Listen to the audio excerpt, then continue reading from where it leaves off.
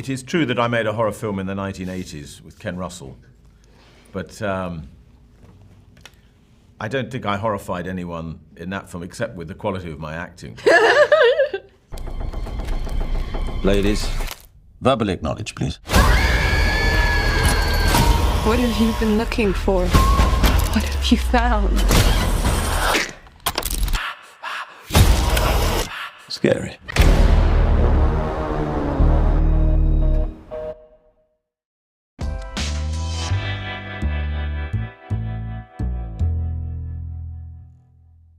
Hey, Hugh, I gotta ask you, so you've played a lot of bad guys before, but often, not meant to scare audiences.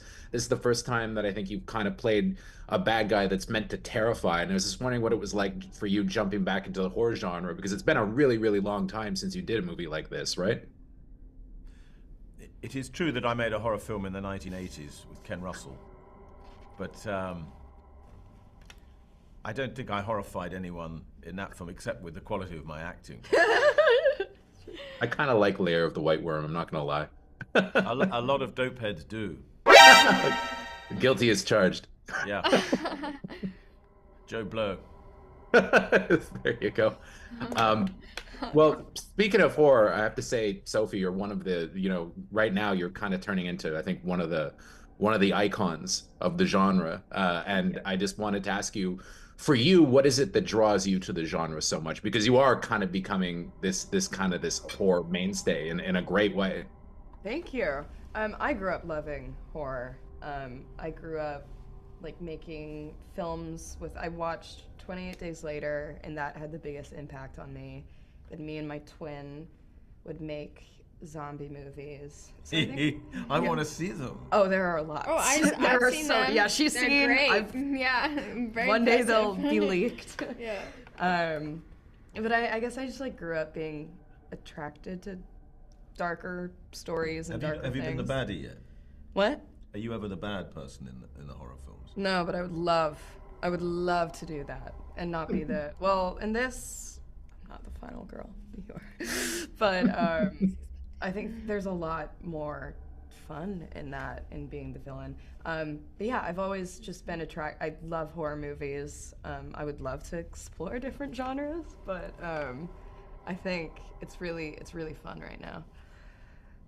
And Chloe, I mean, one of the things that I liked about the movie was that I find that there's this kind of tendency in a lot of films nowadays to show when people have, beliefs that they're kind of depicted as naive. And I think that the film really kind of flies in the face of that and subverts expectations. And I was just wondering if you could tell me a little bit about your character and how, her beliefs don't necessarily define her as a person, especially in a situation like this.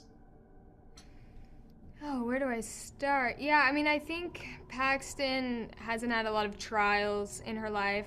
This is her big trial, as opposed to Sophie's character, who has had other trials in her life, and her religion probably came out of the darkness of that. And so I think Paxton has always been raised in this culture, probably, went to school in Utah. It wasn't weird to be Mormon for her, and she's really strong in how she in her beliefs. And I don't know, I've been debating to myself, is she really that naive? I mean, I think she grew up in a bubble, maybe doesn't know a lot in the world, which is basically the definition of being naive.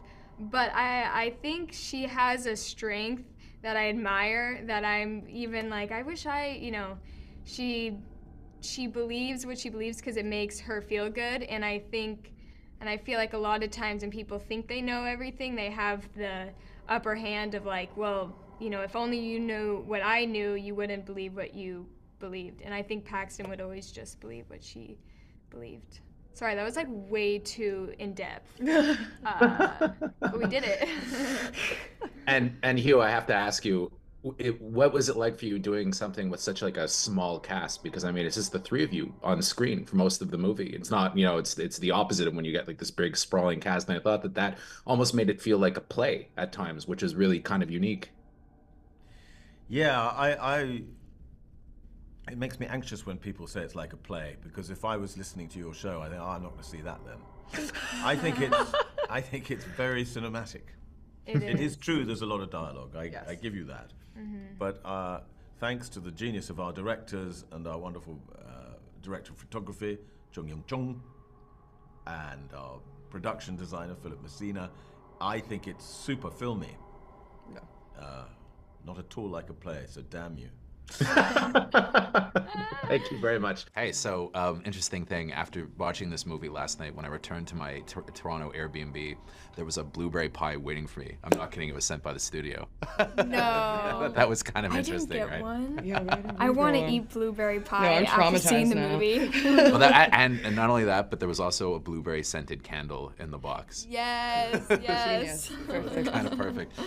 So I have to ask, I've seen both of you in pretty sprawling stuff before. Like, I mean, I imagine Yellow Jacket's pretty epic shoot, and The Fablemans. I mean, Spielberg doesn't get much more epic than that. Doesn't, yeah. No, but this is like, I was almost thinking it can almost be a play in some ways. Like you could do a stage version of this. Like it would be probably one of the darkest plays I've ever seen. But it would have been, but it'd be fascinating. Can you talk a little bit about filming that? What it was like being in such close quarters and shooting it with such a small cast this time so intimately? Yeah, we had rehearsals beforehand, and I think that helped us so much just to get it in our bodies and just say the language out loud and figure out the timing, because the entire thing is about timing. Sure. And it's about figuring out chemistry. And we developed chemistry right off the bat. I mean, in the callback, we bonded, and it just kind of clicked. But having those rehearsals, I think, was vital in making it feel real and lived in and interesting. Yeah, it's hard to make it interesting when there's so much So much dialogue. talking. Especially when people are expecting a horror movie or a thriller. I feel like it puts more action and Yeah. physicality. but it's a lot of dialogue for Sure. the most part. But I think in combination with the cinematography, the way it came together, I think works so well to really maximize the play aspect of it, of just three people talking and talking. Well, I mean, I'm a huge horror fan, and horror's massive on the site, and I think it really does work quite well as a horror movie because it messes you up psychologically very well, Absolutely. and that could be the most scary thing of all. Yeah. Oh, absolutely. Yeah. It says interesting things about faith as well, because I came from kind of a faith background as well when I was young, and what I liked about it is that you almost expect the characters to be somewhat naive, but then as No. it starts to go on, they're really not, and they're quite capable of jousting with Right. Hugh Grant's character, right? Want to play? Yeah. So it's a little bit different. Was that different from what you were expecting when you read the script and when you guys got started on the movie? It definitely, I mean, as I was reading the script, I remember just admiring Barnes and being like, whoa, she's really well spoken. She's smart. She stands her ground from Sure. not from the beginning, but like as soon as she sees the candle and realizes the situation that she's in, she takes charge. And I was like, that's admirable. Yeah, I think both of the characters, for different reasons, are very admirable. I think Paxton growing up in religion, she adopted it. It wasn't weird to be religious. I'm sure all of her friends in Utah were, like it wasn't, you didn't have to stand strong against everyone who thinks differently than you. So I think this puts her in a position of, do I actually believe this? And seeing the strength that she has, or maybe doesn't have, I don't know, based on if anyone's seen the movie, but yeah, you kind of just see how that's fleshed out. I have to say also, Hugh Grant was pretty awesome in his first foray into horror, I guess. Right? I was looking Well, at I heard that he did a B movie, what? Layer of the White. Yeah, that's what someone just yes, said. yes. Which I Sure, you remember. I wanted to saw it forget on about that Shudder one. for like a second. Yeah. So like shouldn't bring that speak not of it. I think he wasn't keen on talking about that, but yeah. So, That's funny. and you have a great background in horror, though. Oh, yeah. You're Yeah. like a vet at this point. Yeah. Yeah. Do you have to give him some kind of training or something like that? No, I mean, he could do anything. I was learning from him, just watching him, and he was doing such like interesting choices that nobody really expected. It was exciting to watch him. Yeah. Well, I mean, I feel like people stereotype Hugh Grant to a certain extent, right? You know, we always think of him as kind of like the Love Actually guy, but he's actually had quite a varied career. But I love that movie so me much. too, yeah, of course. I mean, he's wonderful with those roles as well. Yeah, I know. But I mean, I This thought is a different side. And he It's was really amazing. exciting for him. He's fantastic. It's a very layered performance. Yeah, he's so good. so. It's interesting. This is also an A24 movie, right? As film fans, I would assume it's weird that most studios don't have kind of a cult around them that A24 does. Yeah, right? It feels like when A24 puts out Totally. something, people are like, oh, we're going to see it regardless of what kind of movie it is, because Right. it's A24. It does kind of feel like that, yeah. Do you have any thoughts on that? I know you're a horror fan specifically. Yeah, I just feel lucky. And as soon as I saw the audition, I was like, okay, I'm going to have to do this, Yeah. no matter what. I felt the same way. Yeah. It's just the most heightened. A24 is the best. They're very I feel lucky. director driven, Yeah. and so there's not a lot of. They really let the people who are working on it have their jobs, and there's not a ton of interference. It feels Yeah. like, or at least I've heard, and I think that's why the movies are so good and so unique, and they stand out because they are. There's no other voices or studio kind of controlling what the audience wants to see. They just make movies that they want to see. Did you get to attend the premiere last night? I mean, I know you were there Yeah. for the Q&A, Yes. but did you actually watch the movie with the audience? That was second fun. time watching it, and it's interesting. Yeah. Watching it the second time with an audience made such a big difference. Sure. Yeah. I liked the movie so much more. I mean, I loved the movie the first time I saw it, but you just notice so many more details. You feel the energy of the audience. I think it's important. I'm so glad that it's going to theaters. Yeah. Because it's so important to feel the tension in the audience and then the release when it gets funny. So I'm glad I sat through it again. Right. I love seeing movies with a theater, like a live audience, I and know. especially an engaged one. And you don't get They were that really often. engaged. Yeah. I mean, of course, at film festivals, people are going because they want Sure. to see the movie. Yeah. But it was, there's so many parts that people laughed that I didn't expect them to, where Even just within the spidered, editing. everyone's like, ah! You I know, know. like screaming. Yeah. Yeah, I didn't expect it. So what do you think? One of the things that's also interesting about the movie is that it leaves you with a lot of questions, right? And questioning Absolutely. things, and it's pretty like it's a lot of movie, right? Like it's pretty it's there's a lot to chew on after it's over. Absolutely. What do you think? Do you when you watch a movie like this, do you prefer that when you watch a film that kind of doesn't necessarily check all the boxes for you? Would rather just let you make up your own mind about things and leave you with questions afterwards? It feels like that's something that studios and horror movies in general don't necessarily do like they used to. This reminds me more of something like The Exorcist from the 70s or something, where they want you to feel unsettled at the end. Absolutely. I think it's the most effective that way because it leaves you thinking about it more. And when it's completely concrete, you're like, oh, that happened and I can move on. I think this sticks with you a bit more than other movies. There's nothing I hate more when movies just bang it over your It's head. like, Of like, and this is resolution. what it is, you know? Yeah. I like to almost be confused when I watch a movie, and then after try to figure it out before looking it up. And that's what makes rewatching it Yeah. fun. Because you're like, oh, maybe I have a different perspective this time. Right. Welcome. We need to return to the church. If you aren't ready to leave, you'll have to exit through the back of my house. So which door? It's a simple choice, but it should not be made simply. Belief or disbelief. What happens if we choose the wrong door? So I got to say, the interesting thing last night, I got home from the screening and there was a box waiting for me at my Airbnb in Toronto. I don't know if you've heard about what it was. So I opened it up and it was a small blueberry pie and a blueberry scented candle. Oh, man. That's incredible. Wow. Oh, cool. That was breakfast sorted this morning. Oh, good. Yeah. Yeah. But a nice little piece of viral marketing. Yeah. So I was at the screening of this last night, and I thought it was pretty raucous. Like people seemed like they were really into it. I was wondering if you were there. Did you watch the movie with an audience? And had you seen it with an audience before? So that was really our first experience with an audience of that size. It's one of those things that you try your best as a filmmaker to anticipate where the audience is going to react, but there's so many more surprises when you're seeing it with people that are reacting for the first time.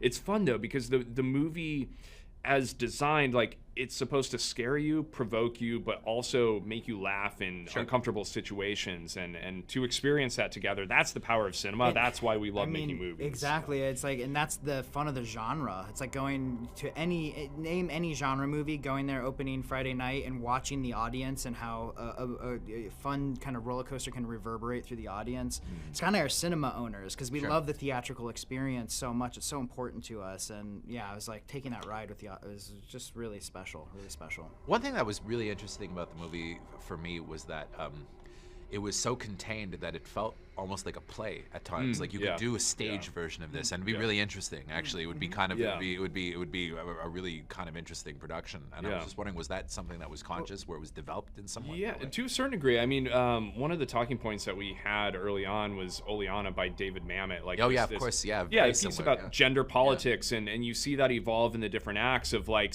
coming across like kind of just this innocent conversation, and then all of a sudden, like, you know, you're starting to boil water and you start to see it bubble and then all of a sudden simmer over.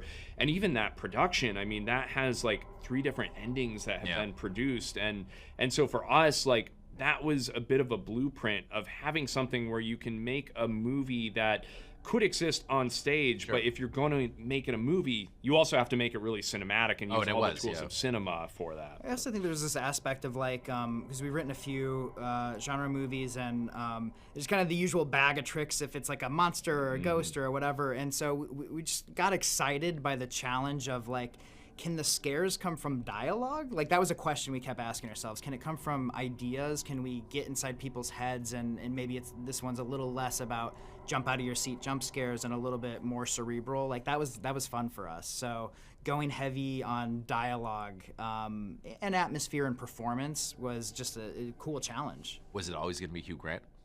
It was. It feels like it should have been, right? Like it feels. But like writing the script, like, I don't think we ever have somebody in mind, because that's a dangerous game, because you're never going to get them. But I think it seemed to us daunting, if we were actors, to get a script that ostensibly is a stage play. It's so much dialogue, and try to make all those little moments work, where you pivot from being humorous to being totally unnerving within like sometimes a span of 30 seconds.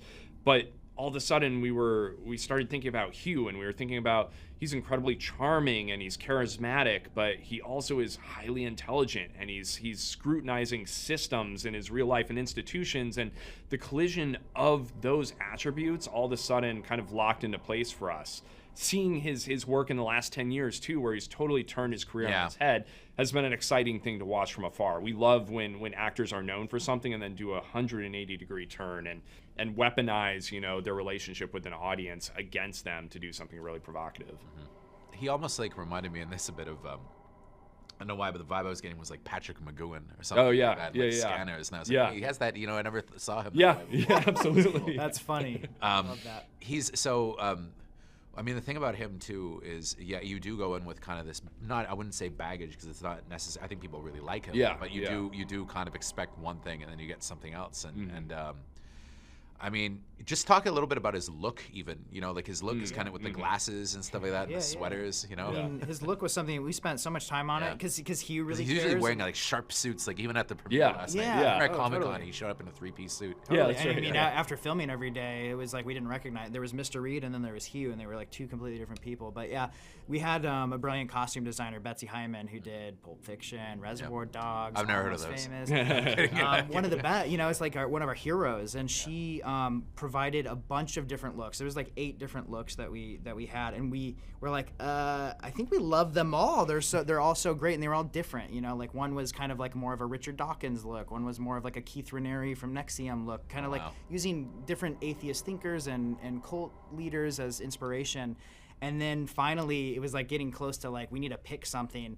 And Betsy and Hugh come in with this sweater that he almost feels like a game show host, and we all got so excited by the look of that, the glasses and and there's a roadmap for when do the glasses go on, where do they go off, and all figuring out, you know, what are the dynamics at which he's literally shedding layers, but also, you know, portraying something new that you're not quite expecting, you know, when those glasses go on. So. Did you have to explain to him who Jar Jar Binks was, or did he know this? So we have a theory, and we've never talked about it with Hugh, that he may not have watched Phantom Menace before making this movie, but he would have done that in his research, because he's so meticulous that he probably studied Jar Jar Binks and his diction. Every line in the script, if he didn't know what something was, he would ask us, and we would have a conversation about it.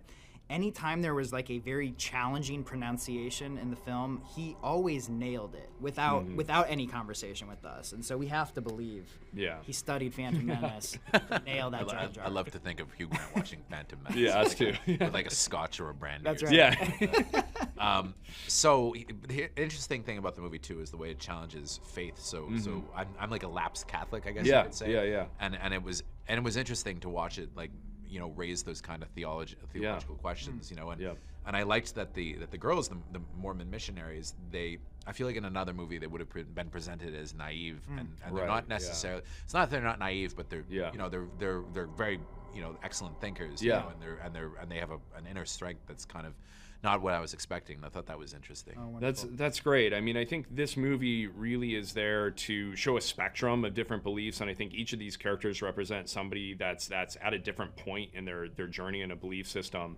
And for us, it always came back to authenticity with the Mormon missionaries. I mean, we have family members that are Mormon, we have friends that are Mormon, and so much of doing the research for this film was making sure that it felt grounded and it felt representational as well. Yeah.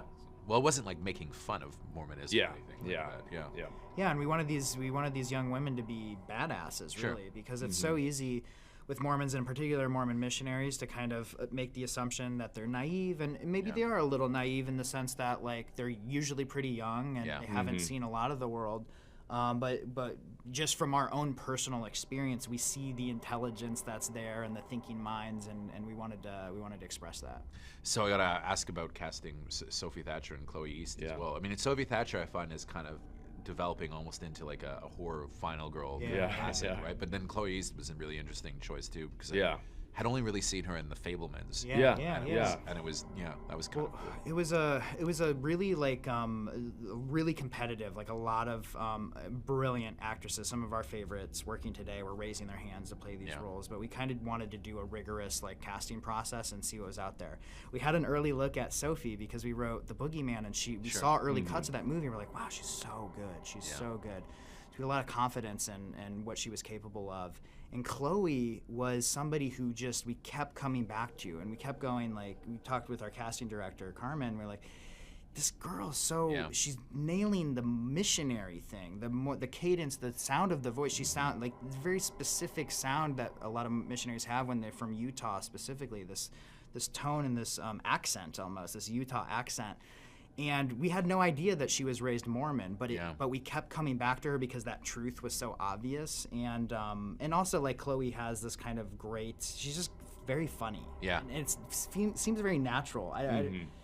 She's just a funny person. Like, she's just hilarious. Taco Bell plays, you know, a little bit of a part in the movie, and during like one of her final callbacks, she actually brought in Taco Bell, and we were like, wait, is this because of the script? And she's like, what are you talking about? And so she just naturally had this inclination towards just being authentic and true to herself, and that's, you know, a part of her that you see on screen, and it's really, really exciting to see. One thing that's interesting too is that this is an A24 movie, and I can't ever think of another studio that had the cult following that A24 has. But so what's it like working with them? Like, because I have to feel like this isn't necessarily something that would have been necessarily easy to get made at a conventional studio. One thing I wanted to say, the cult-like following, it's like there's an argument to be made that that A24 is a cult, and they're a religion. A pretty cool cult. Very cool. We're members. We're members of I this guess cult. I have too. And we've been fans for years. But as a studio, I mean, they could not be more filmmaker friendly, open and collaborative. I mean, it feels like what we as students of cinema read about in like the days of like the 70s or something, and working within like this looser studio system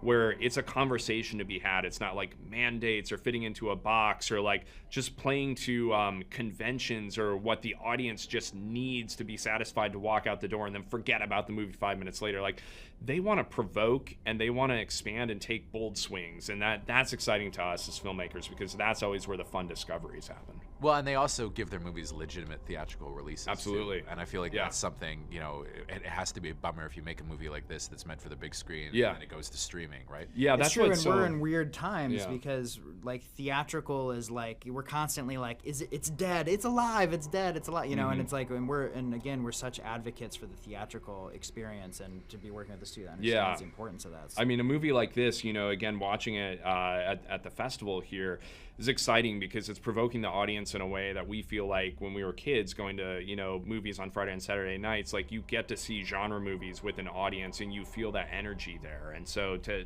have this movie in theaters couldn't be more exciting. It's just not the same. I'm curious how you feel, but like, you know, there's a lot of amazing stuff on Netflix, and I watch Netflix all the time, but like when you're watching a movie and you've got your phone out at the same time, are you really watching the thing? Yeah. And that's what I wonder about. Yeah. You know, it was well, the sad thing is yesterday I saw a movie that I really liked here, and when I looked at it at the end, it was like Amazon Prime was distributing. Oh, really? And Okay, stuff yeah. like that. But it's like shot 235 to one scope. Yeah. It's like action and stuff. Yeah, you want to see the specific. Absolutely. You know, it's meant for theaters, but Yeah. it had to have been conceived for theaters too. But it's going to streaming, and it's a weird place that we're in now. No, it totally is. heartbreaking It's one of the things, like our side project for the last few years has been building this art house theater called the Last Picture House in our hometown of Davenport, Iowa, and it all stemmed from the idea that like movies are best communicated when you're watching with an audience, and sometimes there's movies that we take for granted that we were introduced to on like VHS or TV or DVD, and you only see on the small screen, but once you see it on a big screen, it's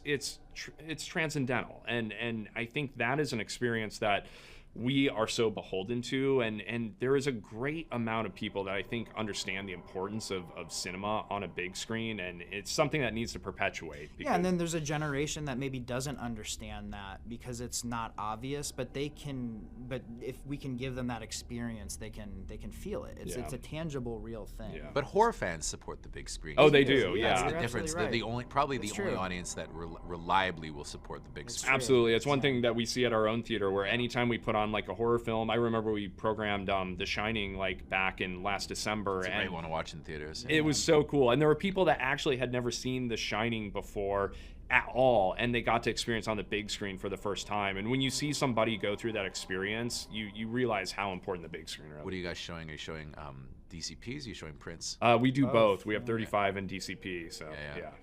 In Montreal, we have a theater that shows just those 35. Oh, nice. Yeah. A friend who has a collection of 35s actually. Oh, that's wonderful. amazing. That's so cool. Which is like, but those are illegal to own though, so he has to. Yeah, exactly. About it. Yeah. All right, well, it was really cool talking to you guys. Oh yeah, thank you so much.